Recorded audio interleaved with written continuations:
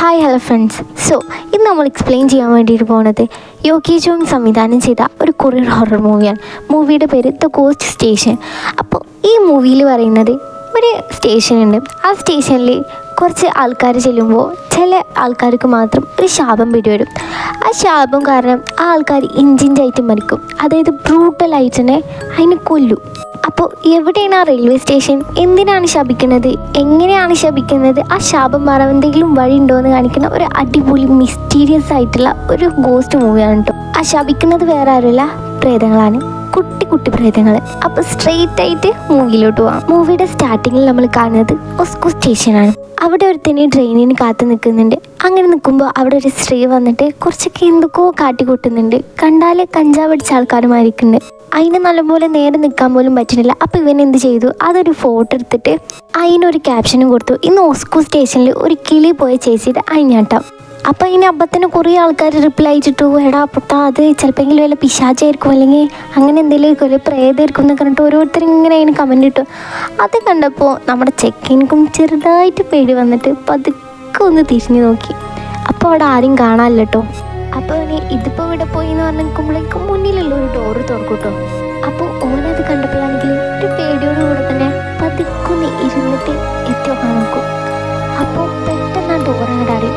അങ്ങനെ ഒന്ന് ഭയങ്കര ബ്രൂട്ടലായിട്ട് മരിച്ചു പോകാത്ത തലച്ചോറ് പൊട്ടിയിട്ട് മരിച്ചു പോകുന്നത്. അപ്പോൾ ഇനിയാണ് കഥ തുടങ്ങാൻ പോകുന്നത്, ദി ഗോസ്റ്റ് സ്റ്റേഷൻ. പിന്നെ കാണിക്കുന്നത് ഒരു മാസത്തെ സീനാണ് കേട്ടോ. അപ്പോൾ ഇവളാണ് നമ്മുടെ കിം നായോങ്. ഇവൾ നമുക്ക് കിം എന്ന് വിളിക്കാം. ഇവളൊരു റിപ്പോർട്ടറാണ്, അത്യാവശ്യത്തിന് വലിയൊരു കമ്പനി തന്നെയാണ്. അങ്ങനെ നിൽക്കുമ്പോൾ കഴിഞ്ഞ ദിവസം ഓളൊരു മോഡലിനോട് പെർമിഷൻ എടുത്തിട്ട് തന്നെ ഫോട്ടോ എടുക്കുകയാണ്. നമ്മുടെ മോഡലിൽ നല്ല പോസ് ചെയ്ത് നിന്ന് കൊടുക്കുന്നുണ്ട്. പക്ഷേങ്കിൽ പിറ്റേ ദിവസം ഞാൻ മദ്യപിച്ചിട്ട് ഇങ്ങനെ സെഡ്യൂസ് ചെയ്തിട്ട് ഫോട്ടോ എടുത്തേക്കാണെന്നൊക്കെ പറഞ്ഞിട്ട് ഇവക്കെതിരെ കേസ് കൊടുക്കുകയാണ് കമ്പനിയിൽ. ഇനി ആ കേസ് പോലീസിൻ്റെ അടുത്തേക്ക് പോകണ്ടെന്നാണെങ്കിൽ പെട്ടെന്നൊരു 50 കോടി സെറ്റിലാക്കാൻ പറയാൻ. അങ്ങനെ കമ്പനിയുടെ അടുത്ത് എന്തെങ്കിലും ഹെൽപ്പ് ഇട്ട് നോക്കിയാൽ ശരിക്കും പറഞ്ഞാൽ ആ സ്ത്രീ ട്രാൻസ്ജെൻഡർ ആയിരിക്കും കേട്ടോ. ഇവള് ശരിക്കുള്ള സ്ത്രീയാണെന്ന് വെച്ചിട്ടായിരിക്കും ഫോട്ടോ എടുത്തിട്ടുണ്ടാവും. പക്ഷെ അതൊരു വലിയൊരു പ്രശ്നമായിട്ട് മാറാണ്.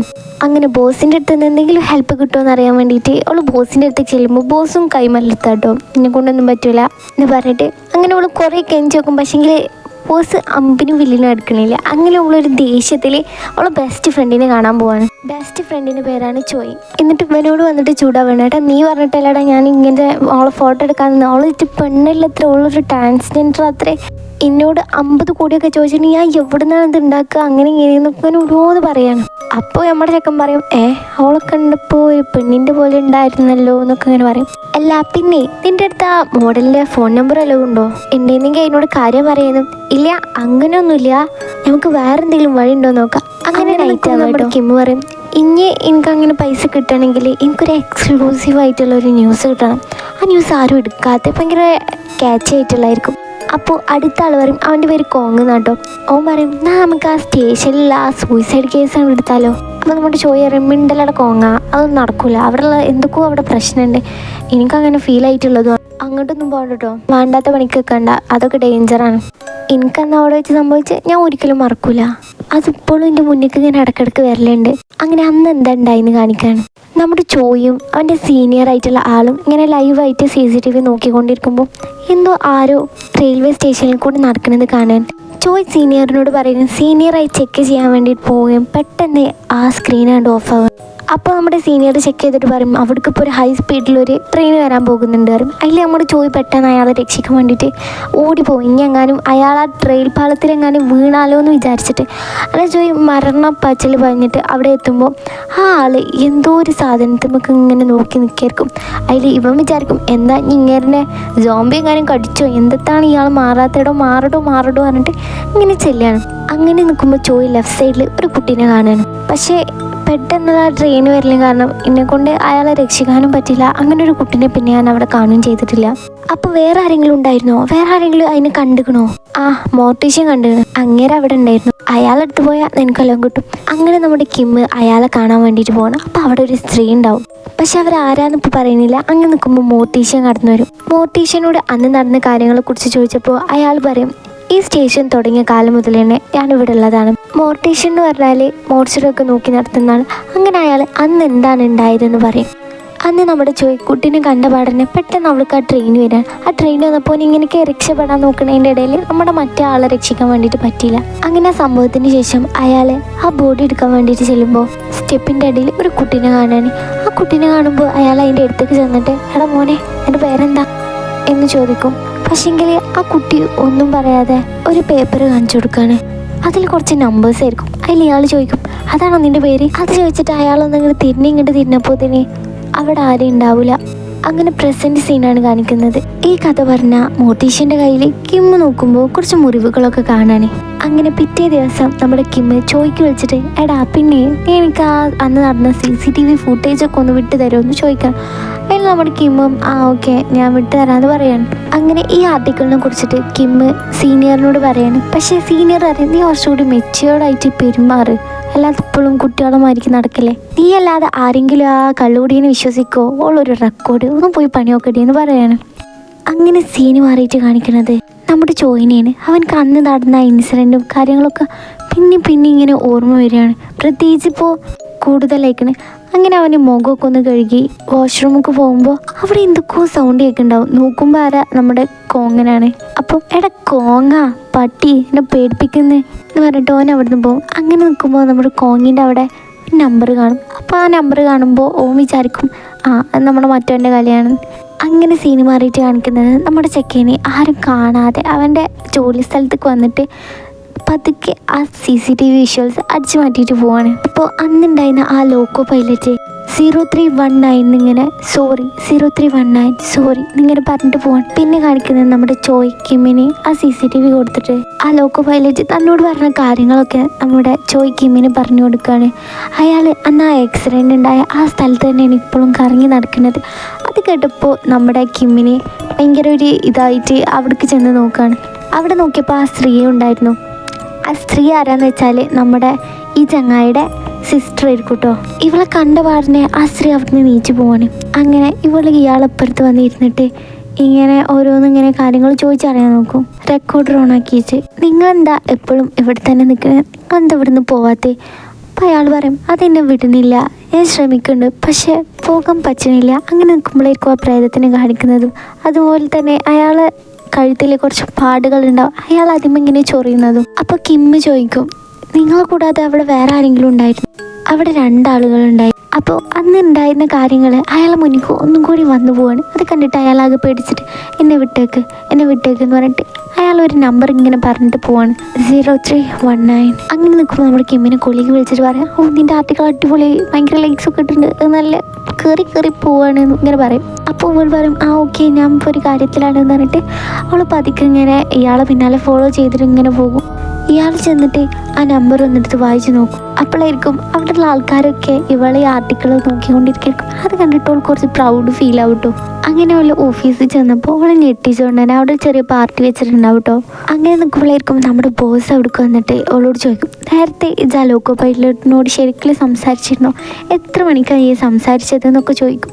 അപ്പോൾ അവൾ പറയും ഒരു 10 മണിക്കൊക്കെ എന്ന് പറയുമ്പോൾ 9 മണിക്ക് ചത്താളെ നീ 10 മണിക്ക് സംസാരിച്ചില്ലേ കള്ളിപ്പെണ്ണേ എന്ന് പറഞ്ഞിട്ട് അയാളിങ്ങനെ പറയുമ്പോഴായിരിക്കും അവൾ ആ CCTV ചെക്ക് ചെയ്യുമ്പോൾ ശരിക്കും പറഞ്ഞാൽ അവിടെ അങ്ങനെ ഒരാളുണ്ടാവില്ല. അവൾ ജസ്റ്റ് അവിടെ ഇല്ലാത്ത ഒരാളോട് ഇങ്ങനെ വർത്താനം പറയുന്ന പോലെ ആയിരിക്കും.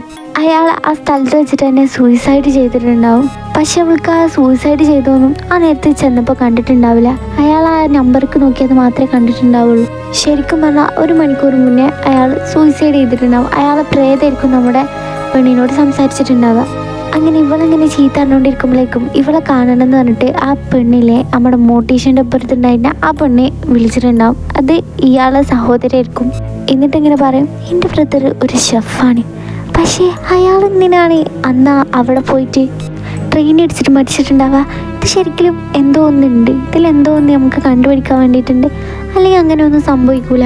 എൻ്റെ ബ്രദർ അന്നങ്ങനെ പോകേണ്ട ആവശ്യമില്ല. അന്ന് ഞാൻ പോലീസിനോടൊക്കെ ചോദിച്ചു, പക്ഷെ ആരും അതിലൊന്നും വലിയൊരു ഇത് ഉണ്ടാക്കിയില്ല. ഇപ്പോഴാണ് ഈ ആർട്ടിക്കിൾ വരുന്നത്. അപ്പം നിനക്ക് കുറച്ചൊക്കെ അറിയാം, നീ പറയും നിനക്ക് അവരെ രക്ഷിക്കാൻ പറ്റുമോ? അപ്പം നമ്മുടെ സിസ്റ്റർ പറയും എൻ്റെ അച്ഛനാണ് അവിടെ ഓക്സോ സ്റ്റേഷൻ ഉണ്ടാക്കിയത്.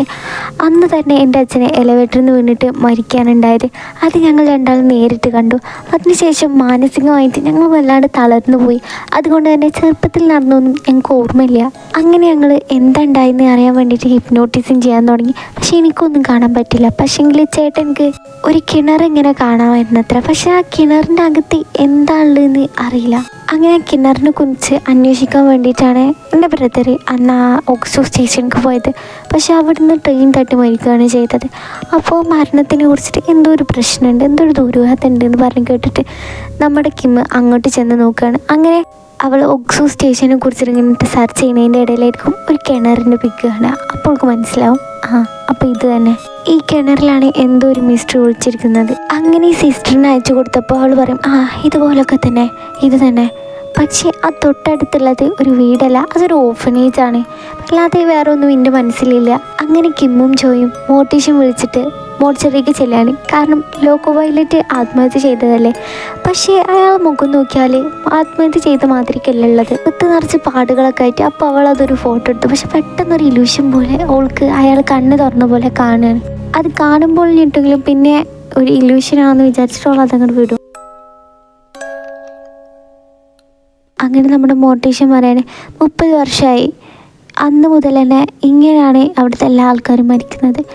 എനിക്ക് തോന്നുന്നില്ല ഇത് ആത്മഹത്യയാണെന്ന്. എന്തോ ഉണ്ട്. ഇതാ എൻ്റെ കയ്യിലും വന്നിട്ടുണ്ട്. അങ്ങനെ നമ്മുടെ മോട്ടിവേഷൻ്റെ കഴുത്ത് കൂടെ ഒരു കുഞ്ഞു കൈ കാണുകയാണ് നമ്മുടെ ചോയ്. പക്ഷെ അതപ്പോൾ തന്നെ ഇലൂഷനാണെന്ന് വിചാരിക്കുകയാണ്. കിം ചോദിക്കുമ്പോൾ ഇവിടെ മരണങ്ങളൊക്കെ കുറച്ച് കൂടുതലാണല്ലോ, എല്ലാത്തിനും ആ ശാപമാണ് കാരണം. സീന് മാറിയിട്ട് സിസ്റ്ററിനെയാണ് കാണിക്കുന്നത്. സിസ്റ്റർ തൻ്റെ അച്ഛൻ്റെ പഴയ ഓരോ ആൽബം, ഫോട്ടോ, അങ്ങനത്തെ കാര്യങ്ങളും ഓരോ പേരുകളും നമ്പറുകളും ഒക്കെ കാണിക്കുകയാണ്. ആ നമ്പറൊക്കെ ആ ഓർഫനേജിലുണ്ടായിരുന്ന കുട്ടികളുടെ രജിസ്റ്റർ നമ്പറായിരിക്കും. അങ്ങനെ അച്ഛനെ കാണിക്കുകയാണ്. അപ്പോൾ നമ്മുടെ ഇവർക്കൊരു വോയിസ് കേൾക്കാണ്, 1001 ഇവിടെ വാ. പിറ്റേ ദിവസം നമ്മുടെ കിമ്മ് ആർട്ടിക്കിളിൽ ആ ഡെഡ് ബോഡിയുടെ മാന്തിയ പാടി കണ്ട കാര്യങ്ങളൊക്കെ പറയണം.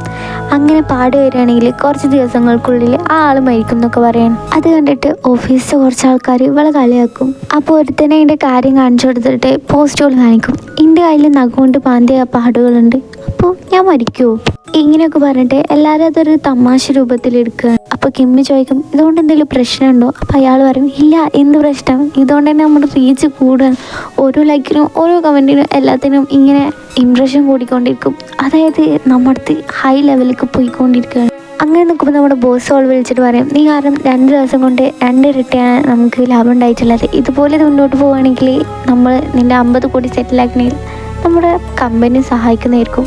Nice work, keep it up. അങ്ങനെ നമ്മുടെ സിസ്റ്ററിനെ കുറിച്ച് പറയും. സിസ്റ്ററിൻ്റെ പേര് റാങ്ക് എന്നാണ്. അപ്പോൾ റാങ്ക് പറയണ എല്ലാവരും വിശ്വസിക്കരുത്. കാരണം അവളെ മെൻ്റൽ ഹോസ്പിറ്റലിലേക്ക് കൊണ്ടുപോയിടാൻ പോകണം. ലാസ്റ്റ് നമുക്കതൊരു വള്ളിയാവും.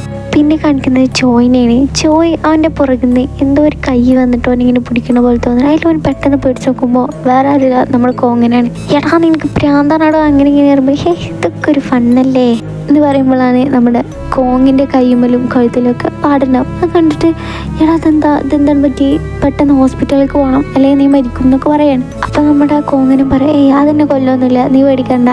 അങ്ങനെ പിന്നെ കാണിക്കുന്ന നമ്മുടെ മോഡൽ അടിച്ച് പൂസായിട്ട് അത് തന്നെ പോകണതാണ്. അത് കാണുമ്പോൾ ഇവരിങ്ങനെ പറയും ഇവളെ പിന്നെയും തുടങ്ങിയോ എന്ന് പറഞ്ഞിട്ട് ഇങ്ങനെ നോക്കുമ്പോഴായിരിക്കും. അപ്പോൾ നമ്മുടെ കോങ് പറയും ഇത് മറ്റോളല്ലേ, നമുക്ക് കിമ്മിനെ വിളിച്ച് പറഞ്ഞാലോ, ഓളല്ലേ എന്തൊക്കെ ഡീലാക്കണമെന്ന് പറഞ്ഞേ, അത് കുഴപ്പമില്ല, അവളെ കമ്പനി നോക്കിക്കോളാന്നോള് പറഞ്ഞു, നീ വാ നമുക്ക് നമ്മുടെ കാര്യം നോക്കാം എന്ന് പറഞ്ഞിട്ട് അങ്ങനെ അവിടുന്ന് പോവാണ്. പിന്നെ കാണിക്കുന്നത് മോഡലിനെയാണ് കേട്ടോ. മോഡലിന് മുന്നിൽ പെട്ടെന്നൊരു പ്രേതം വരികയാണ്. ഓളെ കണ്ടിട്ട് പേടിക്കാണ്. അവിടെ വെച്ചിട്ട് ആ സൗണ്ടൊക്കെ കേൾക്കുമ്പോൾ നമ്മുടെ കോങ്ങും അങ്ങോട്ട് ചെന്ന് നോക്കുകയാണ്. താഴത്തു കൂടെ പറ്റിയേ, ഇതാണ് അവസ്ഥ. അങ്ങനെ നമ്മുടെ പ്രേതം കോങ്ങിനെയും കൊല്ലാണ് കേട്ടോ. പിന്നെ കാണിക്കുന്നത് നമ്മുടെ കിമ്മിനെ ചോയ് വിളിക്കുകയാണ്, ഇടീ നീ വാ പെട്ടെന്ന് വാ. അങ്ങനെ നമ്മൾ കിമ്മ് ഓടി ചെന്നിട്ട് ചോയുടെ അടുത്തേക്ക് പോകുമ്പോൾ ചോയ് അവിടെ താഴ്ത്തു നിന്നിട്ട് ഇങ്ങനെ കാര്യമുണ്ടാവും, എടാ കോങ്ങും പോയടാ, എൻ്റെ കോങ്ങും പോയടാന്ന് പറയും. മാത്രമല്ല കോങ്ങിൻ്റെ അടുത്തുനിന്ന് ഞാൻ പോയതിന് ശേഷം ഞാൻ താഴത്തേക്ക് ബേസ്മെൻറ്റൊക്കെ പോയിക്കൊണ്ടിരിക്കുമ്പോൾ അവിടെ ഒരു കുട്ടി നിൽക്കുന്നുണ്ടാവും. ആ കുട്ടിയുടെ ചെസ്റ്റിൽ ഒരു ചെസ്റ്റ് നമ്പർ ഉണ്ടാവും 0816. അത് ഞാൻ വായിച്ചതിന് ശേഷം അല്ലെങ്കിൽ ആ കുട്ടീനെ കണ്ടതിന് ശേഷം എൻ്റെ ശരീരത്തിൽ എന്തൊക്കെ കയറി മാറിക്കായി. കാരണം ഞാൻ പോലും അറിയാതെ ഓരോന്ന് ഞാൻ വായിച്ചുകൊണ്ടിരിക്കുക. ആ നമ്പർ ഇങ്ങനെ പിന്നെ പിറുപിറുത്തോണ്ടിരിക്കുക. അതിനുശേഷം എൻ്റെ കയ്യിലും വന്നു ഒരടയാളം. അപ്പോൾ ഏതാണ് ആ നമ്പർ? എനിക്ക് ആ നമ്പർ ഞാൻ പറയണം താല്പര്യമില്ല. പക്ഷെ ആ ടൈമിൽ എന്തോ ഒരു പ്രേതോ എന്തോ ഒരു സാധനം എന്നെ വശീകരിക്കുന്ന പോലെ എനിക്ക് തോന്നി. അതെ, ഞാൻ മരിക്കാൻ പോവാ. അല്ല, നീ മരിക്കാനൊന്നും പോകില്ല, ഒന്ന് പോടാ, ഞാനിന്ന് ഇവിടെയാ. പിന്നെ കാണിക്കുന്ന നമ്മുടെ കോങ്ങിനാണ് ഉറക്കത്തിൽ നിന്ന് എന്തോ കുറേ തലവും കാര്യങ്ങളൊക്കെ കാണുകയാണ്. പെട്ടെന്ന് ഓനെ ഒരു കിണറ്റിൻ്റെ അടിയിൽ പെട്ടു പോണ പോലെ ഓനെ അവിടുന്ന് ഹെൽപ്പിന് വിളിച്ച് ചോദിക്കുന്നതായിട്ട് തോന്നുകയാണ്. ശരിക്കും വിളിച്ച് പറയുന്നുണ്ടാവും കേട്ടോ. അങ്ങനെ നമ്മുടെ കിം അവിടെ വന്നിട്ട് എന്ത് പറ്റി നിനക്ക്, കുഴപ്പമൊന്നുമില്ലല്ലോ, ഓക്കെ അല്ലേ എന്നൊക്കെ ചോദിക്കുകയാണ്. അങ്ങനെ പിറ്റേ ദിവസം ഇവർ റാങ്കിനെ കാണാൻ വേണ്ടിയിട്ട് പോകും. അങ്ങനെ ഇവർ ഈ നമ്പറിനെ കുറിച്ച് അങ്ങനെ ചോദിക്കുമ്പോൾ റാങ്ക് പറഞ്ഞു കൊടുക്കും ഓക്സ്ഫോർഡ് ഓർഫനേജ് എൻ്റെ അച്ഛൻ്റെ ആയിരുന്നു. അവിടെയുള്ള ഓരോ കുട്ടികൾക്കും ഓരോ രജിസ്റ്റർ നമ്പറായിരുന്നു 4 അക്കമുള്ള. അപ്പോൾ അങ്ങോട്ട് ഇവൾ ചോദിക്കും നിനക്ക് വേറെ എന്തെങ്കിലും ഓർമ്മയുണ്ടോ? ഇല്ല, എനിക്ക് വേറെ ഒന്നും ഓർമ്മയില്ല, ഞങ്ങൾക്ക് മറന്നുപോയി. അങ്ങനെയാണെങ്കിൽ നിൻ്റെ ചേട്ടൻ്റെ ഫോണോ അങ്ങനെ എന്തെങ്കിലും ഉണ്ടോ? ആ, അതുണ്ട്. അങ്ങനെ ഇവർക്ക് ഫോൺ കൊടുക്കുക. അങ്ങനെ ഇവർ ഫോൺ ഇങ്ങനെ നോക്കിക്കൊണ്ടിരിക്കുമ്പോൾ അതിൽ കുറേ ഫോട്ടോസ് ഉണ്ടാവും. റാങ്കിൻ്റെ ചേട്ടൻ്റെ അവസാനത്തെ ഫോട്ടോസും വീഡിയോസും. അതിലയാൾ പറയുന്നുണ്ട് അയാൾ ഒരു സ്ഥലത്ത് ചെന്നപ്പോൾ കുറേ കുട്ടികളെ അസ്ഥികളൊക്കെ ഇങ്ങനെ കിടക്കുന്നതൊക്കെ. അപ്പോൾ ഇവർക്ക് മനസ്സിലാവാണ് അവൻ്റെ ബ്രദറെ എന്തോ കണ്ടുപിടിക്കാൻ വേണ്ടി നോക്കിയതാണ്. പക്ഷേ അതിന് മുന്നേ മരിക്കുകയും ചെയ്തു. അതുകൊണ്ട് തന്നെ അവിടെ എന്താണെന്ന് കണ്ടുപിടിക്കാൻ വേണ്ടിയിട്ട് ഇവർ രണ്ടാളും ആ സെയിം സ്ഥലത്തേക്ക് പോവാണ്. വീഡിയോയിൽ കാണിച്ച ആ സെയിം സ്ഥലത്തേക്ക്. അങ്ങനെ ആ സ്ഥലം ഭയങ്കര ഇരുട്ടായതുകൊണ്ട് തന്നെ ജോയിക്ക് പേടിയാവാൻ വേണ്ടിയിട്ട് തുടങ്ങാണ്. അപ്പോൾ കിമ്മിൻ്റെ മുഖം ഡിറ്റക്റ്റ് ആവുന്നുണ്ടോ നോക്കി അങ്ങനെ വിട്ടിക്ക് ഒരു സൈഡിലേക്ക് നോക്കിയപ്പോൾ അവിടെ പെട്ടെന്ന് ഒരു ഫേസ് ഡിറ്റക്റ്റ് ആവുകയാണ്. അങ്ങനെ അത് എടുത്തേക്ക് വരുന്ന പോലെ തോന്നിയിട്ട് അവൻ പെട്ടെന്ന് മുന്നിക്ക് നോക്കുമ്പോൾ അവിടെ ഒരു തല. അത് കണ്ടിട്ട് പെട്ടെന്ന് അലറിയിട്ടൊന്ന് ബാക്കിലേക്ക് വരുമ്പോൾ കിമ്മ് പറയും എടാ ഇത് ഞാനാടാ. അപ്പം നമ്മുടെ ചോയ് ആവൂ എന്ന് പറഞ്ഞിട്ട് ഇങ്ങോട്ട് തിരിഞ്ഞു നോക്കുമ്പോൾ അപ്പുറത്തുനിന്ന് കിമ്മ് സംസാരിക്കുന്നത്. അപ്പോൾ അത് കിമ്മിക്ക് ഇതാര് എന്ന് പറഞ്ഞിട്ട് നോക്കുമ്പോഴേക്കും അപ്പുറത്ത് ഇതാ നിൽക്കണം പ്രേതം. അപ്പോൾ എനിക്ക് മനസ്സിലാവും അത് ഇല്യൂഷനല്ല, അത് പ്രേതം തന്നെയാണ്. അപ്പം നമ്മുടെ കിം പറയും ഇത്ര പേടിയാണെങ്കിൽ ചെന്നിട്ട് ഒറ്റയ്ക്ക് മുന്നിക്ക് പോയത് എനിക്ക് കുഴപ്പമൊന്നുമില്ലല്ലോ. അങ്ങനെ പറഞ്ഞിട്ട് ഒരു പോയി ആ സ്ഥലത്തേക്ക് എത്തുകയാണ്. അവിടെ കുറച്ച് വരച്ച് വെച്ച മാപ്പ് അങ്ങനെ കുറച്ച് സാധനങ്ങളൊക്കെ ഉണ്ടായിരുന്നു. അങ്ങനെ അവർ നോക്കുമ്പോൾ അതേപോലെ തന്നെ കുട്ടികളെ അസ്ഥി അങ്ങനത്തെ സാധനങ്ങളൊക്കെ കാണും. അങ്ങനെ ഓരവിടെ കുഴിച്ച് നോക്കുമ്പോൾ അതിൻ്റെ അകത്തുനിന്ന് കുറച്ച് തലയൊക്കെ വരികയാണ്. അത് കുറച്ച് കുട്ടികളായിരിക്കും. ആ കുട്ടികളൊക്കെ പടി വരെ പേടി വയ്ക്കുമ്പോൾ നമ്മുടെ കിമ്മ് എല്ലാ ധൈര്യം സംഭരിച്ചിട്ട് ഞങ്ങൾ നിങ്ങളെ ഉപദ്രവിക്കാൻ വന്നതല്ല, പറയും എന്താ നിങ്ങളുടെ പ്രശ്നം, എന്തിനാണ് നിങ്ങൾ ഇവിടെ ഇങ്ങനെ നിൽക്കുന്നത്, ഞങ്ങളൊക്കെ സോൾവ് ആക്കി തരാം എന്നൊക്കെ പറയുമ്പോൾ ആ കുട്ടികൾ പെട്ടെന്ന് കരയാൻ തുടങ്ങുകയാണ്. പെട്ടെന്ന് ഓരവിടുന്ന് പോവാണ്. അങ്ങനെ ഇവർ രണ്ടാളും പോലീസിനെ വിളിച്ചിട്ട് അവിടെ ഇരുന്നു. അപ്പോൾ പോലീസ് അവിടെയൊക്കെ അന്വേഷിക്കായിരിക്കും. അങ്ങനെ പിറ്റേ ദിവസം കിമ്മ് ആർട്ടിക്കിളും തീർത്തിട്ട് നമ്മുടെ ബോസിൻ്റെ അടുത്തേക്ക് ചെല്ലുമ്പോൾ പറയും നിന്നോട് ഞാൻ ആർട്ടിക്കിളിൽ വെല്ലിനെ കുറിച്ച് എഴുതണ്ടെന്ന് പറഞ്ഞല്ലേ, വെല്ലി മീൻസ് കിണറിനെ കുറിച്ച് എഴുതണ്ടാവെന്ന് പറഞ്ഞതല്ലേ, നീ പിന്നെ എന്തിനാ അത് എഴുതിയത്, നീ അത് എഴുതിയോണ്ട് തന്നെ നിനക്ക് തൽക്കാലത്തിനൊരു സസ്പെൻഷൻ നിനക്ക്, നിൻ്റെ ആർട്ടിക്കിൾ ഞങ്ങളൊന്ന് ചെക്ക് ചെയ്തിട്ട് എന്താണെന്ന് വെച്ചാൽ തിരിച്ച് ചെയ്തോളാം, നീ എന്താ കേൾക്കുന്നത് അത് ഫേമസ് ആണ് വെച്ചിട്ട് ഞാൻ പബ്ലിഷ് ചെയ്യുന്നതാണോ. അത് കേൾക്കുമ്പോൾ കിമ്മിനാലെ ദേഷ്യം വരുന്നുണ്ടെങ്കിലും ഓളത് പറയാതെ ഓ സോറി ഓക്കെ മാം. പക്ഷേ പിന്നെ കാണിക്കുന്നത് നമ്മുടെ ക്ലൈൻറ്റിൻ്റെ അടുത്ത് നിന്നിട്ട് ഓളെ ദേഷ്യമൊക്കെ പറയണം. അതിൽ നമ്മുടെ ക്ലൈൻറ്റ് പറയും ഇതിപ്പോൾ നീ പറഞ്ഞിട്ട് കാര്യമില്ല, അത് ബോസിൻ്റെ പ്രശ്നമല്ല, ബോസിൻ്റെ മുകളിലുള്ള ഒരാളുണ്ടാവും അയാൾക്കായിരിക്കും ഇത് പുറത്തു വരണ്ടാണ്, കാരണം അയാളുടെ കാര്യത്തിലാണ് പ്രശ്നത്തിലാവുക. ചിലപ്പോൾ ഈ ആർട്ടിക്കിളും അയാളും തമ്മിൽ നല്ല ബന്ധം ഉണ്ടായിരിക്കും, ചിലപ്പോൾ എനിക്ക് അയാൾ കാരണമായിരിക്കും അവിടെ അങ്ങനെ ഒരു സീൻ തന്നെ ഉണ്ടായിട്ടുണ്ടാവുക. അങ്ങനെ പിന്നെ കാണിക്കുന്നത് നമ്മുടെ ചോയിനെ ഡ്രസ്സ് പാക്ക് ചെയ്യുമ്പോൾ ഇത് കണ്ടിട്ട് അവൻ അലറി വിളിച്ചിട്ട് പുറത്ത് കൂടി വരുമ്പോൾ മോർട്ടീഷ്യൻ ആർക്കും കൈ ഹാൻഡ് ഷേക്ക് കൊടുക്കണമാണ്. പക്ഷെ അയാളെ കൈമേ പ്രത്യേകിച്ച് ആ പാടുകളൊന്നും ഉണ്ടാവില്ല. അങ്ങനെ ചോയ് മോർട്ടീഷ്യനെ കാണാൻ വേണ്ടിയിട്ട് പോവുകയാണ്. കാരണം എന്താ വെച്ചാൽ ഓനക്കറിയണം എങ്ങനെയാണ് അയാളെ കൈമത്തെ ആ പാട് മാഞ്ഞത്. അപ്പോൾ ഇയാൾ പറയും ഭയങ്കര സിമ്പിളാണ്, ഞാൻ ആ റാങ്കിൻ്റെ അടുത്ത് പോയിട്ട് എനിക്ക് കിട്ടിയ ആ ശപിക്കപ്പെട്ട നമ്പർ ഓളോട് പറയാൻ വേണ്ടിയിട്ട് പറഞ്ഞു. ഓളത് അത്രയ്ക്ക് ഞാൻ നിർബന്ധിച്ചുകൊണ്ട് തന്നെ ഓളത് പറയുകയും ചെയ്തു. സോ എനിക്ക് കിട്ടിയ ശാപം അത് ഓളെടുത്ത് പോയി. ഇനി എനക്ക് അങ്ങനെ എന്തെങ്കിലും ചെയ്യണമെങ്കിൽ ഇതുമാർക്ക് ചെയ്താൽ മതിയാറ്. അങ്ങനെ കിം റാങ്കിൻ്റെ അടുത്തേക്ക് ചെന്നപ്പോൾ റാങ്ക് നടന്ന കാര്യങ്ങളൊക്കെ പറയാൻ. അപ്പോൾ കിമ്മി ചോദിക്കുക അപ്പോൾ മോട്ടീഷ്യൻ എങ്ങനെ അറിയാം ഇങ്ങനെ നമ്പർ പറയുകയാണെങ്കിൽ ഇങ്ങനെ മാറുമെന്ന് ചോദിച്ചപ്പോൾ നമ്മുടെ കിമ്മ് പറയും റാങ്ക് പറയും അവൻ്റെ അച്ഛന് ഒരു മന്ത്രവാദിയായിരുന്നു, അതുകൊണ്ട് തന്നെ ഓർക്കും ഇങ്ങനത്തെ കാര്യങ്ങളൊക്കെ അറിയാം. ശരിക്കും പറഞ്ഞാൽ ഞാൻ എൻ്റെ ചേട്ടനോട് സംസാരിക്കാൻ വേണ്ടിയിട്ട് അയാളിട്ട് ഒരു ഡീല് വെച്ചതായിരുന്നു. അങ്ങനെ ഞാനും പറയേണ്ടി വന്നു എന്ന് പറയും. അപ്പോഴാണ് കാണിക്കുന്നത് ശരിക്കും പറയാൻ ഇവള് നോട്ടീസും ചെയ്തപ്പോൾ ഇവക്ക് പണ്ട് നടന്ന കാര്യങ്ങളൊക്കെ ഓർമ്മ വന്നിട്ടുണ്ടാവും. പക്ഷെ അവൾ ഓർമ്മ വന്നിട്ടില്ല പറയായിരിക്കും. എന്താണ് നടന്നത് വെച്ചാൽ അവളെ അച്ഛന് എല്ലാ കുട്ടികളും ഈ കിണറ്റിൻ്റെ അടുത്ത് കറക്കും. ആ കിണറ്റിൻ്റെ അടുത്ത് നമ്മുടെ റാങ്കും അതുപോലെ തന്നെ മറ്റേ അവളെ ബ്രദറും ഉണ്ടായിട്ടുണ്ടാവും. അപ്പോൾ ഇയാൾ പറയും ഞാൻ 10 വരെ എണ്ണും. ആ 10 വരെ എണ്ണുമ്പോൾ എന്നിട്ട് ഞാൻ ഓരോരുത്തർ വിളിക്കുക, ഓരോരുത്തരാണ് കയറി ചെല്ലണം പറഞ്ഞിട്ട് ഫസ്റ്റ് റാങ്കിനെ വിളിക്കും. റാങ്ക് കയറി ചെല്ലും. അങ്ങനെ ഇവർ രണ്ടാളും ചെന്നതിൻ്റെ ശേഷം ഇയാൾ വാതിലടക്കുക ചെയ്തിട്ടുണ്ടാവുക. അങ്ങനെ ആ കുട്ടികൾ അതിൻ്റെ അകത്ത് കിടന്നിട്ട് മരിക്കുക ചെയ്യുക. ഇയാൾ ഈ കുട്ടികളെ അവയവങ്ങൾ വെച്ചിട്ടായിരിക്കും അയാളെ തടി നന്നാക്കിയിട്ടുണ്ടാവും. അങ്ങനെ ആ കുട്ടികൾ അവരുടെ സത്യം പുറത്ത് കൊണ്ടുവരാത്തതുകൊണ്ട് തന്നെ അവരുടെ പേര് പറയണ എല്ലാവർക്കും ആ ശാപം കൊടുത്തിട്ട് എല്ലാവരും കൊല്ലുക. അതാണ് പോയിൻ്റെ ഇത്. അപ്പോൾ ഈ 1001 എന്ന് പറയുന്നത് നമ്മുടെ ഈ റാങ്കും ഓരോ കൂട്ടത്തിലുണ്ടായിരുന്ന ഒരു കുട്ടി തന്നെ. അങ്ങനെ പിറ്റേ ദിവസം രാവിലെ കിമ്മ് നീച്ചപ്പോൾ ജോയ് വേറൊരു നമ്പറിന് വിളിച്ചിട്ട് പറയാണ് എൻ്റെ ആ നമ്പറിന് ഒരു കേട് പറ്റിയിട്ടുണ്ട്, അതുകൊണ്ട് തന്നെ ഇനി മുതൽ ഞാൻ ഈ നമ്പറിലായിരിക്കും വിളിക്കുക, അതുകൊണ്ട് ഈ നമ്പർ ഇപ്പോൾ തന്നെ പഠിച്ചു വെച്ചു പറഞ്ഞിട്ട് അവളോട് നമ്പർ പറയണം. അപ്പോൾ അത് 176408116 എന്ന് പറഞ്ഞിട്ട് പറയണം. അപ്പോൾ 0816 കറക്റ്റ് അല്ലേ ചോദിക്കുമ്പോൾ അപ്പോഴാണ് അവൾക്ക് കത്തുന്നത്. ചോയ് ഓൻ്റെ ശാപം ഓൾ കൊടുക്കായിരിക്കും. അപ്പോൾ എടാ നീ എന്നെ ചീറ്റ് ചെയ്യുന്നില്ലടാന്ന് പറയുമ്പോൾ ചോയ് പറയും സോറി എനിക്ക് ജീവിക്കണമെന്നുണ്ട് പറഞ്ഞിട്ട് വെക്കും. അത് മനസ്സിലാക്കിയിട്ടോളാകേണ്ട ഇല്ലാണ്ടാവണം. കൈമൊക്കെ നോക്കുമ്പോഴാണെങ്കിലും ചോയുടെ കൈമത്ത് ആ പട് ഓളോ കൈമ കഴിച്ചിട്ടുണ്ടാവും. അങ്ങനെ നോക്കുമ്പോഴായിരിക്കും പിറ്റേ ദിവസം ആ ആർട്ടിക്കിൾ പബ്ലിഷ് ചെയ്യുന്നത്. പക്ഷെ അത് ഓളെ പേരിലല്ല, വേറൊരാളുടെ പേരിലായിരിക്കും. അതുമാത്രമല്ല കിണറിനെ കുറിച്ചിട്ടോ അവിടെ നടന്നൊരു സംഭവത്തിനെ കുറിച്ചിട്ടോ ഒന്നും അതിൽ ന്യൂസില്ല. അത് കണ്ടിട്ടുള്ള നല്ല ദേഷ്യത്തിൽ പിറ്റേ ദിവസമല്ല അന്ന് തന്നെ ഞാൻ ഹോസ്പിറ്റലിൽ ചെന്നിട്ട് അവൾ റിസൈൻ ചെയ്യാണ്. ഇനി നിങ്ങളെ കമ്പനിയായിട്ട് ഒരു ഇടപാടില്ല, ഇനി എൻ്റെ ആർട്ടിക്കിളും വേണ്ട, നിർത്തിക്കാളി എന്നൊക്കെ പറഞ്ഞിട്ട് ഇതാക്കുമ്പോൾ ബോസിനൊരു കൂസലും. അത് കണ്ടിട്ട് അവൾക്ക് ദേഷ്യം വന്നിട്ടുള്ളൂ പറയാണ് നിങ്ങളെ കൊണ്ട് ഇത് ആരോ ചെയ്യിപ്പിക്കുകയാണ്, ആ ആൾ ആ തെറ്റ് മറക്കാൻ നോക്കുകയാണെന്നൊക്കെ പറയുമ്പോൾ ബോസ് പറയാം ആരെന്നെ കൊണ്ട് ചെയ്യിപ്പിക്കുന്നത്, ഇത് ഞാനായിട്ട് എടുത്തതാണ്, എൻ്റെ ആവശ്യമാണ് ആ കിണറിൻ്റെ കേസ് തരാതിരിക്കല്ലേ പറയുമ്പോൾ ഓഹോ അങ്ങനെയാണോ, എന്നാൽ ഈ നമ്പറൊന്ന് വായിച്ചാൽ ഇത് ലാസ്റ്റ് ഡേറ്റിൻ്റെ വർദ്ധാണെന്നൊക്കെ പറഞ്ഞിട്ട് ഒരു നമ്പർ വായിക്കാൻ പറയണം. അപ്പോൾ ഓളും വായിക്കും 0816 എന്ന് പറഞ്ഞിട്ട് നിൽക്കുമ്പോഴായിരിക്കും കഴിഞ്ഞ ദിവസത്തെ ഫ്ലാഷ് ബാക്ക് കാണിക്കുന്നത്. അപ്പോൾ നമ്മുടെ ചോയ് പറഞ്ഞിട്ടുണ്ടാവും ഞാൻ എനിക്ക് പറഞ്ഞ ഈ നമ്പർ നീ എൻ്റെ ബോസിനെ കൊണ്ട് പറയിപ്പിക്കുക. അപ്പോൾ അങ്ങനെ ഓളോള ശാപം ബോസിൻ്റെ അടുത്ത് ആക്കിയിട്ട് ഒരു ഹാപ്പി എൻഡിലാണ് ഈ മൂവി കഴിയണത്. സോ നിങ്ങൾക്ക് മൂവി ഇഷ്ടപ്പെട്ടു എന്ന് വിചാരിക്കണേ, ഇഷ്ടപ്പെടുകയാണെങ്കിൽ ലൈക്ക് ചെയ്യുക, സബ് ചെയ്യുക. Thank you.